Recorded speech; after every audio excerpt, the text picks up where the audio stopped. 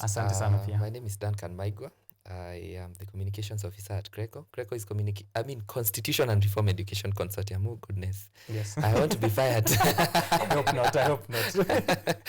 Yes, and we are really happy and glad to be here and to continue with some of the conversations that we've had before with regards to how we can combat misinformation, disinformation, and fake news. And I know we're going to have a great show. I know. We're going to have a great show. Thank you so much. Excited as you are. Yeah. Our first time guest. Yes. Karibu sana on the show.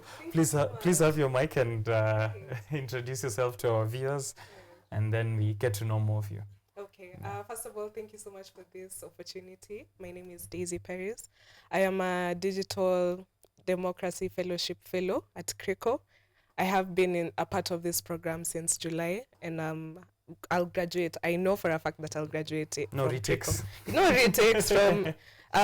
in December, I'll graduate, and it has been such a worthwhile program. They are very patient with us. I've learned a lot in terms of also combating fake news, and also I've learned more about digital democracy. I'm also a PR student at Daystar, and basically, I'm looking forward to our discussion. Nice. Yeah. What made you want to be a part of CRECO? And maybe just for the people who are listening to this for the first time, who is a digital democracy champion, and what does that mean?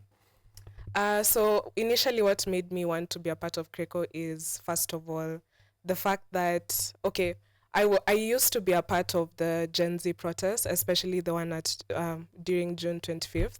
And even before that, there was already so much going on in terms of discussing the future of Kenya. And I'm very active on X, so it made me more eager to learn more about digital democracy. And it was a period of time, and it still is, but at that time it was a period of time where misinformation was so much, and it would trigger, for me especially, it would trigger me.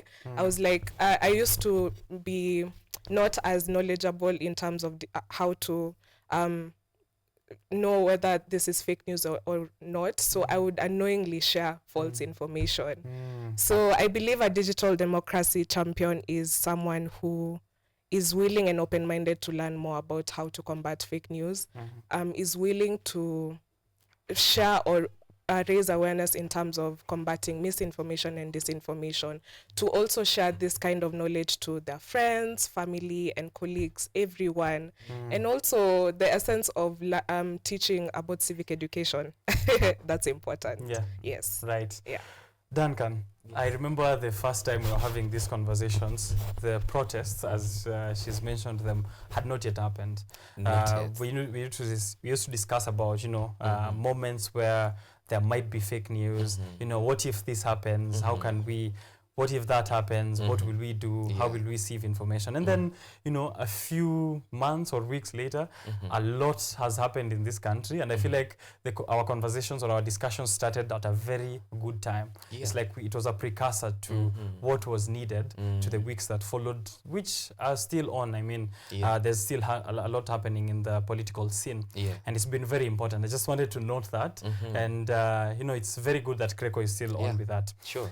These digital democracy champions. This is the second person I think who's come to the show. Yeah, sure. Since Donna Mura, I believe. Yeah. It seems to be a very important part of CRECO, aspect of CRECO in this, civic education. Yes. Maybe you could speak a bit into that for the young people around there, and maybe they want to become digital democracy champions. Yes, this is actually our, I would call it one of our signature programs as CRECO, because CRECO majorly focuses on issues around human rights, democracy, and governance. And actually, then in line with our strategic plan, we've been now calling it pro-people governance. So whereby we have governance that is people-centered. So this conversation, as you say, rightfully say, is that it came in at a very, very timely time, at a very timely moment, because even before the protest, actually, I remember the last time I was here, we were talking about, you guys apply for the Digital Democracy Fellowship. Yeah. But being a digital democracy champion, we are talking about people who can champion for digital hygiene. Talk about, when we are talking about democracy, are we able to have a sober conversations around democracy, even online, from a point of facts? Okay, from both ends, whether it's coming from the leadership whether it's coming from the very people who are being led, the citizenry, and especially now bringing it into context, the Kenyan context, whereby we have majority being young people being on the digital platforms. And I remember last time we were calling them the digital natives. So these people being the main interactors, people who interact with information, how can they interact with this information from a point of sobriety? I mean, being sober, we are interacting with correct information, we are engaging government as young people with the correct information, and not only government, even generally, just issues around our social well-being, our lifestyles, and all that. Are we able to share the correct information? So talking about Digital Democracy Fellowship, it's a good place, and I know Daisy here can testify how really impactful it is, and how they're learning a lot on how to become champions, online champions, to champion for proper interaction with information, for hygiene, and also besides that, on how they can become better advocates when it comes to issues around governance, human rights, and democracy. Right. Yes. You've mentioned digital hygiene. Yes. And maybe someone is like, mi sionangi vitu chafu. My hygiene is nimeblock watu, nimemute. Hii mambo yangu iko sawa. So timeline yangu ni safi. Social media yangu kifungua kuna vitu chafu.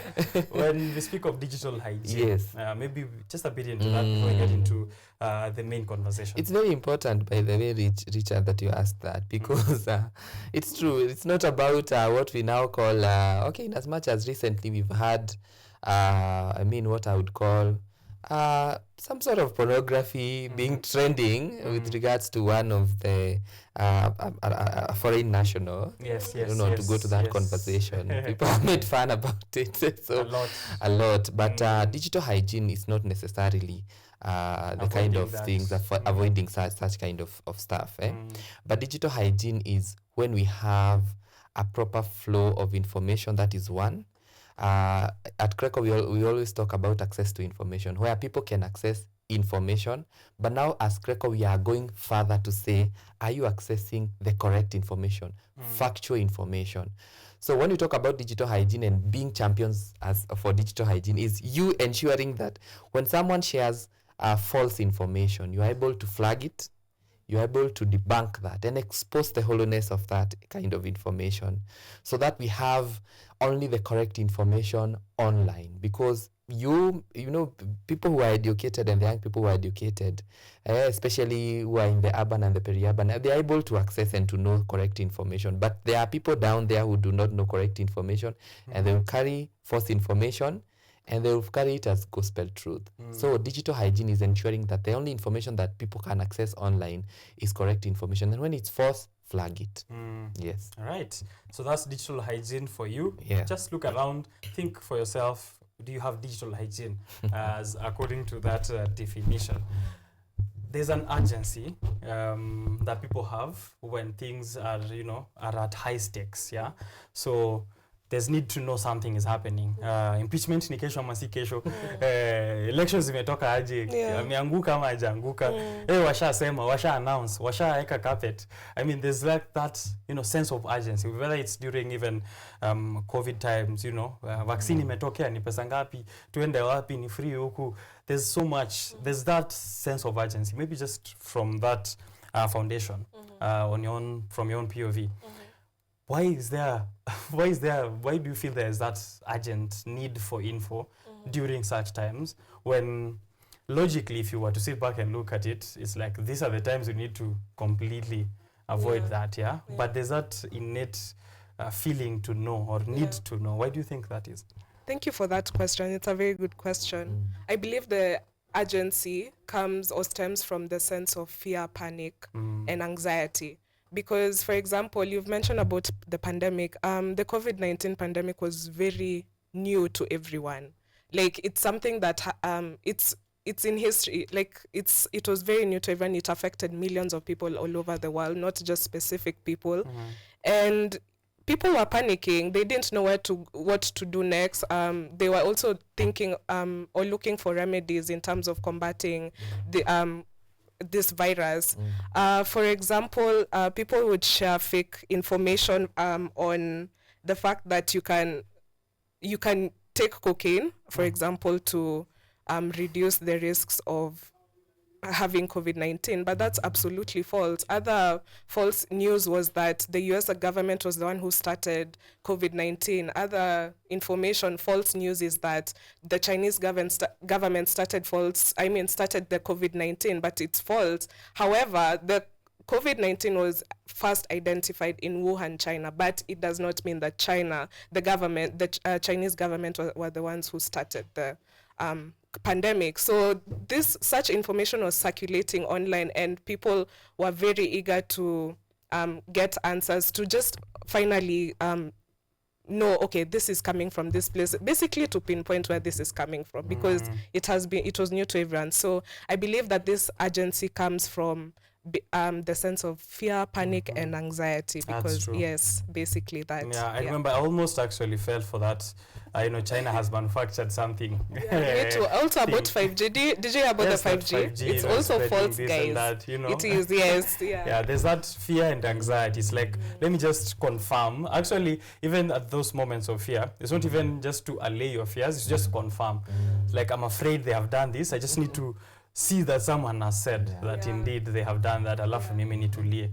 Just to interject, also yes. There's another, I saw on X people posting about COVID-19 that if you took the vaccine, you need to start writing your will.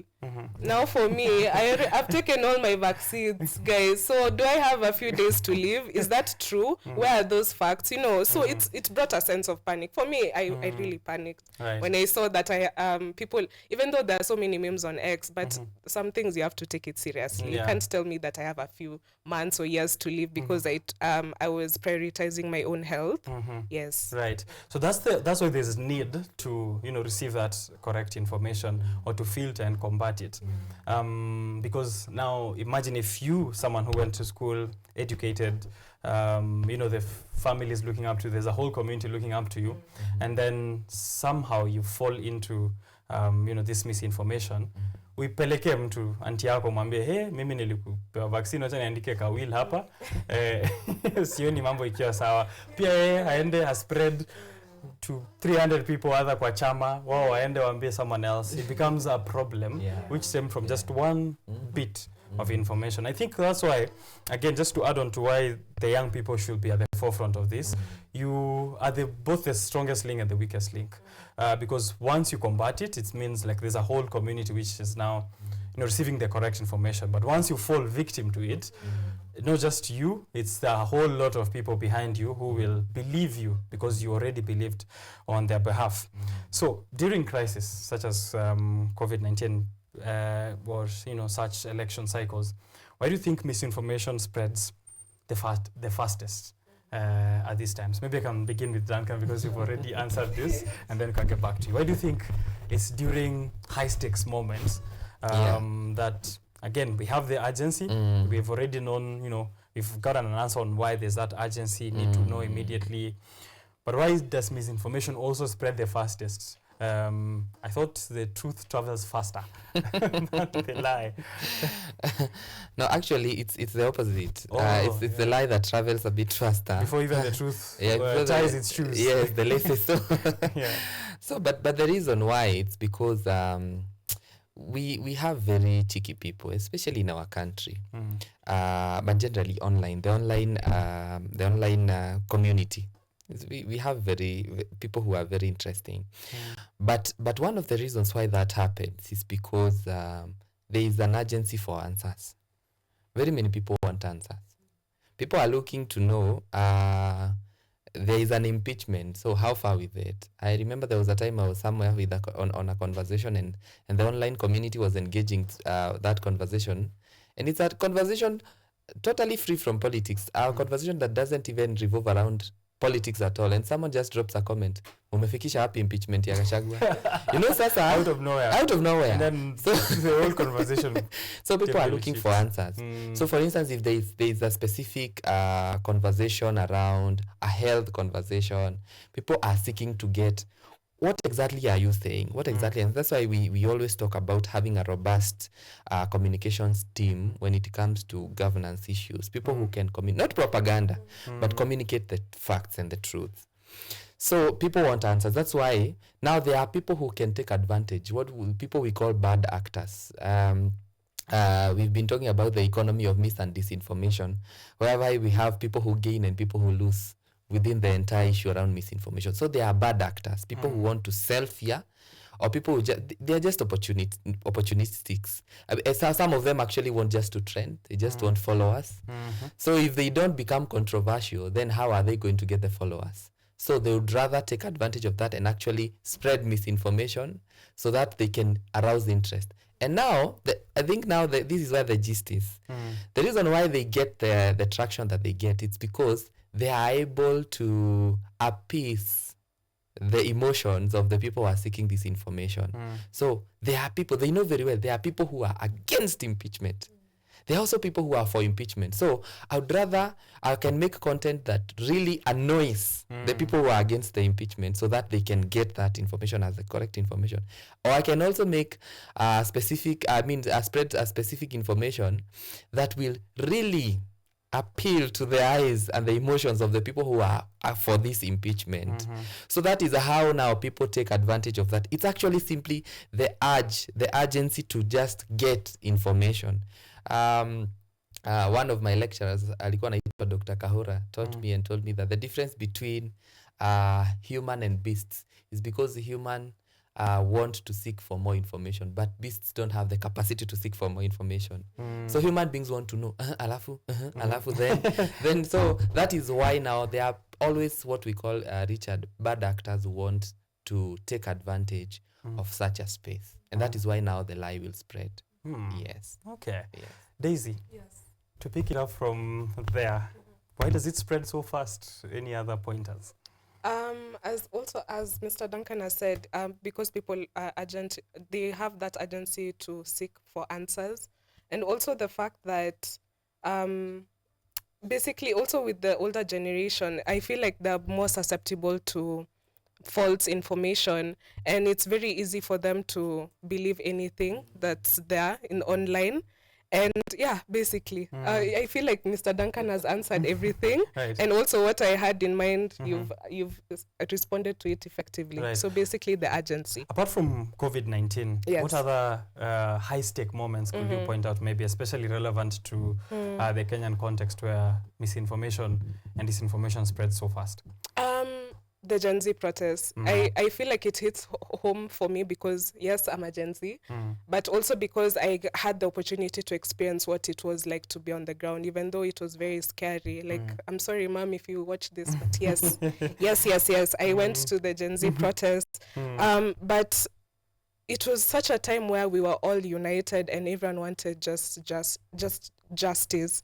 And I remember some of the misinformation that was there, the fake news was that we were being funded by foreign organizations or even political leaders. However, that's false. But it was a way for, I guess, people were allegedly stating that it was government bloggers pushing this initiative so that to show that apparently that the Gen Zs were not really genuine with advocating for our rights as Kenyans. However, also another example is when the Kenya School of Law student leader Joshua Kaya was abducted, and it brought such a frenzy and fear. And the fact that happened, I remember there was a false information that was shared on Facebook that he died at Murang'a County somewhere, and after a few days, but PesaCheck is a fact checking tool, and it basically showed that no, this is false. And also NTV, once NTV and Radio Jambo interviewed him, that was days after this false information was out there that he died, but that wasn't true. Yes. Right. Some of those situations that we've seen, especially because those are recent examples, I think they're very apt. Gen Z demos are funded. There is a political leader who has already started this way back. And it was still part of what we saw with the impeachment and another process. thing, sorry to interrupt. Sure thing. Also I remember with the Kenyan aid, or the president's aid, Farouk Kibet, someone used Kenyans.co.ke's logo to show a quote that he stated that the Gen Z protesters are protege of terror group, basically insinuating that we are terrorists.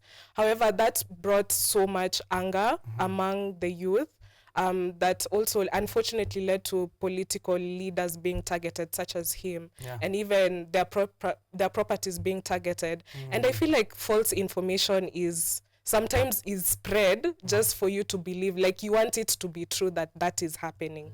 But at the end of the day, even me, I would want, for example, President Trump won and I wanted Vice President Kamala to win. But it's a fact that President Trump won, and these were the facts that defended him or won him more votes, because he was more, he just won people, and I understood where it was coming from. Despite that, it's still a fact. As much as I don't want to believe it, it's still a fact, and a fact is a fact. You're saying that sometimes people spread misinformation so that eventually they can also believe it. Yes. Yani, being delulu. Do you notice to be delusional? It doesn't just delusional doesn't just come from your relationship where you believe that he loves you. It also stems from you believing that yes, these people want bad for the country and you want them out. It doesn't always, unfortunately, it's not always the case. Just relationships. It's not just relationships. It's not just relationships. You can be delulu in your what you want for the future of Kenya, or basically like, Trump has lost ground. You spread that information to everyone until it comes back to you and you're like, hata mimi nimesikia kwa mtu mwingine, kumbe ni wewe. Una connect that whole chain.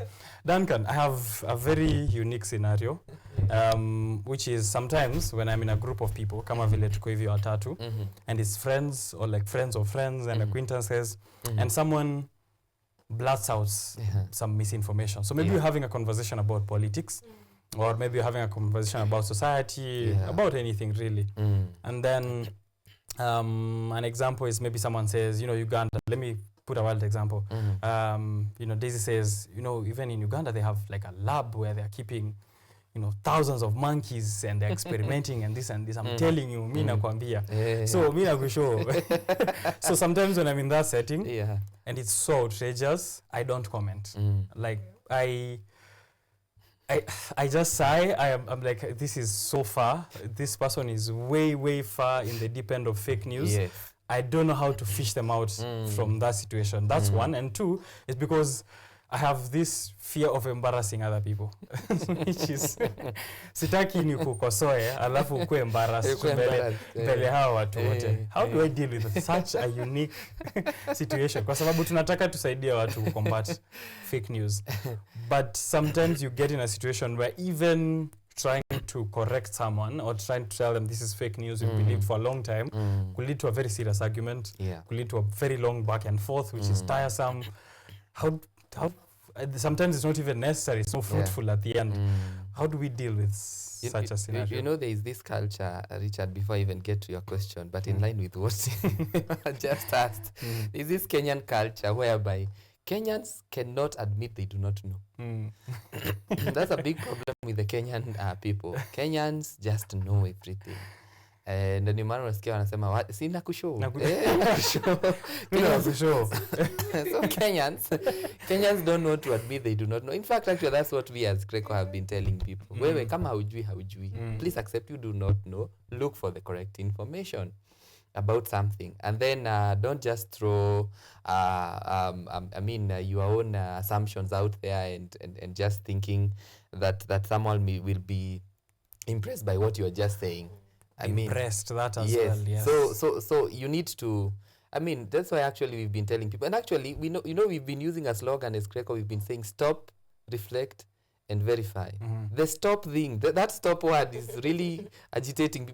Kenyans never want to stop. Kenyans don't want to stop. They just know everything. And I remember there was a time we used to have a program somewhere within the media space where someone would go, I don't know whether it's the media or the entertainment space, where someone would go in town and tell people, but then umesikia hiki kitu nini, alafu anasema nimesikia, and that doesn't even exist. Maoni yako ni gani? And people start giving opinions on things that non-existent things. So, but Richard, the hard truth is, and actually this is what we've been telling young people, if at all we are going to achieve hygiene within the digital space, do not shy off from calling out people who spread false information. Because there are people who use that false information to ground or to base some of their, even to base some of their very, very, very important decisions in life. So we've actually been on a move even as CRECO. And we see when we are talking about debunking, Richie, it's exposing people. Just expose that hollowness. Embarrass them. We actually need to embarrass people who spread false information. In fact, today I feel like I should be calling out someone, some online platform later on. If you do, and I will also pick my example. Yes, I want to debunk. I want to call out some. I want to call out some I don't know whether it's an organization or something, but I think it's just a platform. They're calling themselves julisha.co.ke. These guys have become masterminds of spreading misinformation and disinformation. Actually, there is one that they spread on 10th November, and they were saying that the president is saying, why are you men complaining about chief as if you will get pregnant? Wow. Yeah. Wow. And then there is also another, they had said that Francis Atwoli has called for the arrest of those people who don't support Ruto in Western. So we are calling them out. We are calling julisha.co.ke that you are spreading mis and disinformation. Shower Julisha. So if at all you are doing this for entertainment, please indicate that this is for entertainment purposes. Otherwise, this information is going to get out there, and it's going to make people think this is what actually the president said or what Atwoli said. And we have been telling people, Richie, however much you hate someone or love someone, don't spread false information about them. Yeah, that is injustice, and that is unhygienic. That's unhygienic within the digital space. Right. So embarrass them. Yes, embarrass them. No, just embarrass them. Call out the hollowness. Call them out. Debunk. You know, we've been talking about recognizing, identifying, and also we've actually been sensitizing people. Now we are calling them to debunk. Yes. Debunk. Call them out. Fake news. Call them out. For sure. I'll change from today. So mimi nikiwa kwa sako yako nilikwambia hiyo kitu unasema ni from Jabba House. Ujue nishaku call out. Daisy. Yes. You mentioned that someone had used a Kenyans.co.ke logo to spread false information. Yeah. So, but you know, sometimes it's hard to point out false information or fake news. Maybe you could give us more examples. There's use of fake logos. Yes. You know, mtu amekutumia kitu imeandikwa Citizen TV, lakini wewe huja confirm wala Citizen wamesema aje leo, kumbe it's not even the same. Maybe andikwa KDC na wewe umeona KBC, hata huja notice the logo is upside down. And all of those. What are some of those pointers people can look out for as they interact with info? I feel like some of the things is, for example, the rumors being spread or the speculations, for to be specific, being spread. You need you need to check where the source is coming from. Is it a credible source? And I always say, and I also nowadays practice this, also thanks to CRECO educating me on this. Okay, this one is saying this, especially on TikTok. TikTok, there's so much false information. Let me just start by saying, yesterday I saw a post, it was put, there's imposter content is where you use a legitimate, like for example, Citizen TV has said this and use their logo, for example, even have said Kenyans.co.ke. So yesterday I saw a TikTok of a poster with the same layout by Citizen TV stating that there's a holiday, the now Deputy President Kithure Kindiki has put a holiday on November 14th for planting trees. And it was posted 5 days ago. So what I did, I decided to cross-check. I'm checking on Google. I'm checking also my calendar events for the university. If there's not even the calendar events. If they've sent an email saying, today we won't have class because of this holiday. So it's false. There's no holiday as far as I know. So also cross-checking. You don't have to just believe that certain source. Cross-check Google, go to the official sites of the media groups. As much as I advocate for the fact-checking tools, also, again, I know I keep saying CRECO, but CRECO has genuinely played a huge role in me wanting to learn more about how to combat fake news. Before CRECO, I did not know there are fact-checking tools in Kenya. So, such as PesaCheck, even though there's PesaCheck and Africa Check, there's also the media companies such as Nation Media Group, and these sources really play a huge role in making sure that there's credible information. So I have to also give credit to the media houses. Okay. Yes, right. basically. Cross-check. If you receive from one source, look if there's other sources. Google. Check with your other small places where you can, verify that information. I like the example on the school calendar. Ukishaambiwa kesho ni holiday. Kama wewe unafanya kazi, or if you're in school, check with your email. Angalia, as your employer sent you an email about that. See, unaenda kwa group, unaenda kwa class group, unasema kesho form ni wapi? Nimebounce. Na kumbe hakuna holiday. Right, for sure. Make sure you have also your own small fact-checking tools. And it's so many when you're digitally hygiene, yeah? Kujua. Duncan, quick sources where people can, verify information, especially in terms of crisis time, chap, yeah? Mali unaweza angalia. So I'll approach that in two ways, but before I even come to that, there's something you guys mentioned on the use of logos from credible sources to create content, and then you purport that content is coming from that. CRECO, we call it imposter content. That is whereby we have people generating content to impersonate a credible source.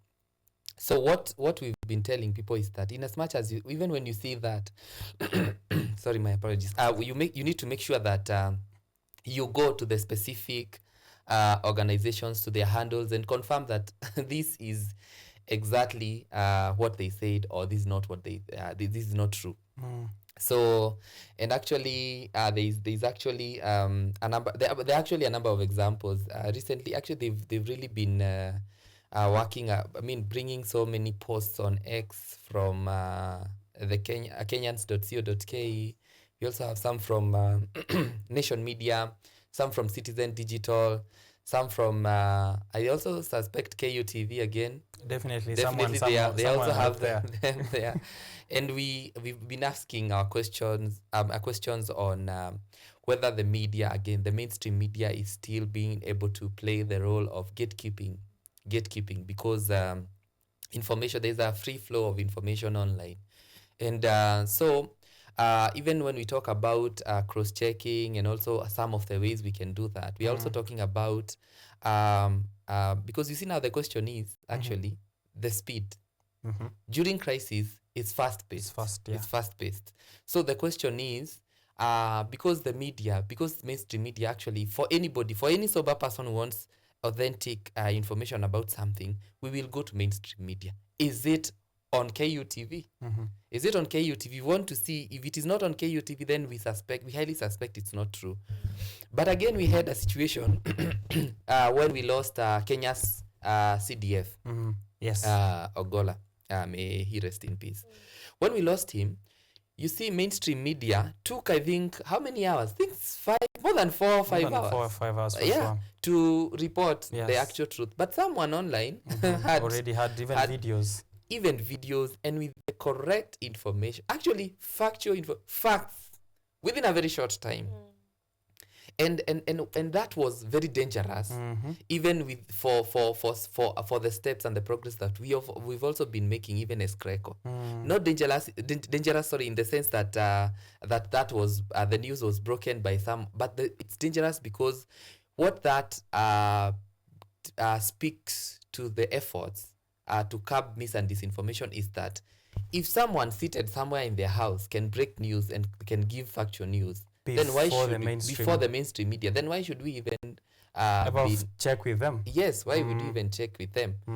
So we can say, whenever there is crisis, we are also calling on the media houses and especially the mainstream media to build their capacity, and the capacity of their staff, and capacity in terms of even human power, to be able to match the speed that mis and disinformation happens. Yeah. Are you able to fact check real quick? And also calling out on even specific authorities, government and other organizations that whenever they're in crisis, be very quick to release information. Let people access information. In fact, I think it was I think the United Nations wanted at some point to even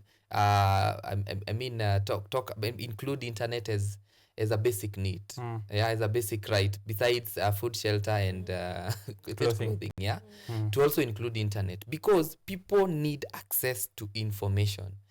And if when people don't have proper access to information, they will be susceptible to this. So whenever there is crisis, Richard, we always encourage, if it's an organization in crisis, be very quick to release correct information about that specific circumstance. If it's government, let people access correct information. For instance, even if I know there are protocols, I know there's whoever is supposed to report that someone we've lost someone or something, but release this information. And the problem is, and I always give this example in very many places, Richard, and sorry for talking for so long. Go on. I've always given an example from scripture. Hallelujah. Amen. So I've always given this example from scripture whereby siokote sadaka lakini sitaitisha sadaka ama niwapepe bill.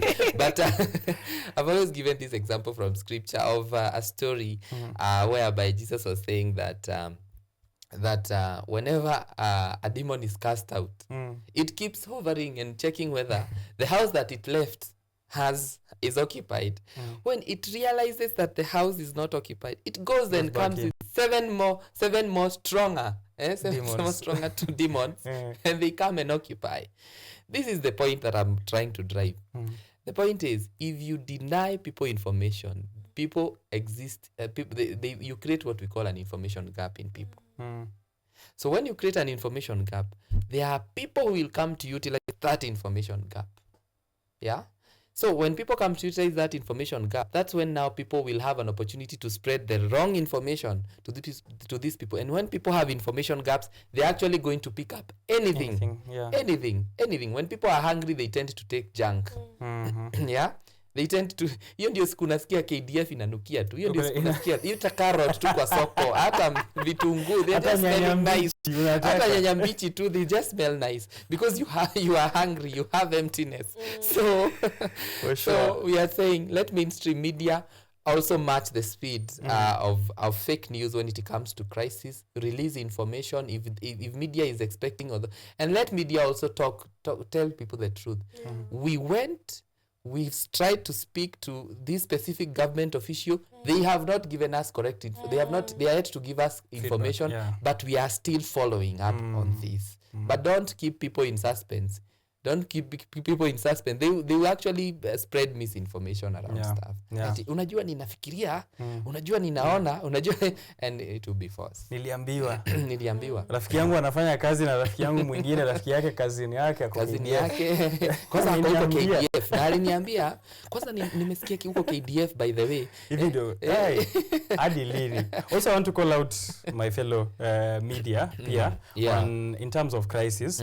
There's this tendency to also overgatekeep information to a level of panic. Ni breaking news, incident at Russia, and then you leave us for 2 hours. Details to follow. More to follow. I'm there clicking on your site, there's nothing, you've said nothing, still breaking news. The first person who comes along my way and tells me whatever, like, umesikia story enda Russia gani? Hivi. I've already believed before you come with the correct info. So yes, in terms of crisis, because the light travels super fast, and that the truth is also trying to catch up. It's the hare and tortoise situation where it's a race for the losing. I'm coming to you, Daisy. Naambiwa na producer hapa, I am taking so much time here. We've had a conversation for 40 minutes. He's allowing us 5 minutes max to also just touch a bit on the last few questions and also look at what people are asking online. The first one is I'm coming to you to hear on the challenges, the effects of fake information, misinformation, disinformation, spreading, especially in times of crisis. what are these what do the consequences look like, and maybe a few examples to our context in Kenya, and I mean solutions. How can the youth and the community at large play a role, and get an answer on those questions from the both of you. But first, just to give a shout out to people online, is Mbecha Philip, ameweka 100% mara 5, kasema reach the guy, we are locked in. Mbecha ako hapo ndani, naona Mkale pia ako inside. Government are tuned into the show.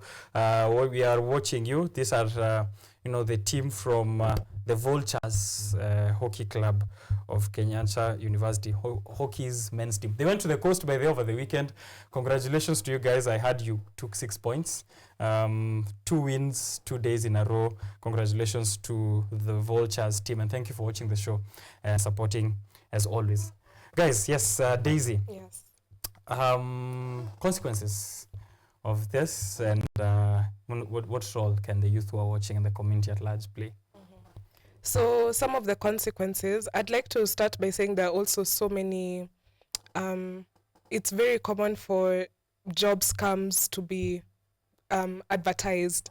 For example, I did research on Equity Afya Kenya, or Equity Kenya, sorry. But there was a job scam alert, and they finally shared that this is a scam. However, imagine coming from far, using your fare, using your money, your last money, to come all the way to find out that there's a scam. So it's a consequence, because you're the one who you believed this is happening, but at the end of the day, it's also not your fault, because it was obvious the logo was there, the official logo for the company was there, and it stated that these are the responsibilities that for this particular job. However, you've already lost money out of it. It also, let's talk about also the consequence is psychological harm. Okay. Misinformation can bring a lot of stress, depression. You'll believe for example, for sure there were abductions that were happening during the protest. However, others were false. Yes. In terms of deaths, others were false.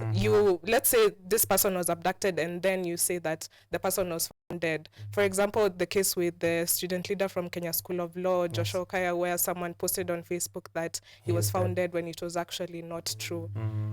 Psychological trauma, yes. And it can even lead to someone who loves you or your loved ones committing suicide, unfortunately. So also that, yes. I'm following the producer's instructions to take a few minutes. So thank you so much. Atakupenda sana. Atakupatia issue. Mimi nimekuwa nikipitisha mdomo wake. Duncan. Learn from me. Thank you. Few challenges, and maybe now the role we can play. Yeah. So I don't really want to listen to the producer, because with my assessment, I don't see myself gaining from it so much. I'm sorry. But anyway, I'm sorry. Okay, so one of the challenges I would say is that we talk about skewed perceptions when it comes to mis and disinformation, when it really takes root within a society. If we continue entertaining a culture of just stomaching mis and disinformation, fake news, and sometimes even considering that as something that is fun to even think about, then we may be treading on very dangerous grounds. Right. Because there are people who actually consider that as very factual information.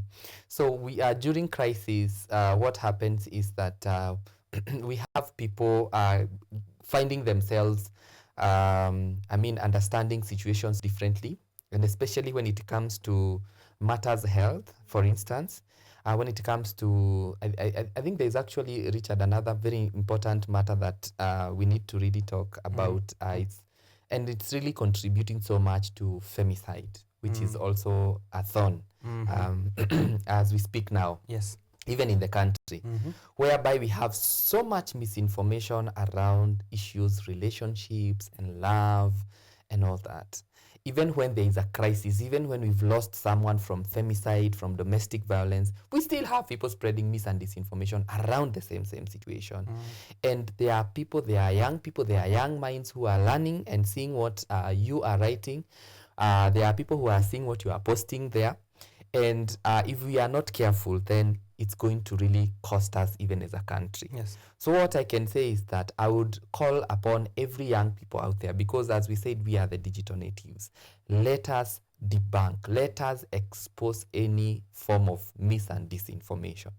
Let us expose that. We have had people even being accused of stuff that they were not even there. Actually, yesterday I saw some people posting, and I had read a story that some people did what after they got money, they went outside country, and then yesterday they post and ati nilisikia mkisema tuko wapi na wako tu huku. You know, they are just around. Let us be very careful. And it's we need concerted efforts from each and every person. Can we make it a deliberate move for us young people to debunk and to fight mis and disinformation?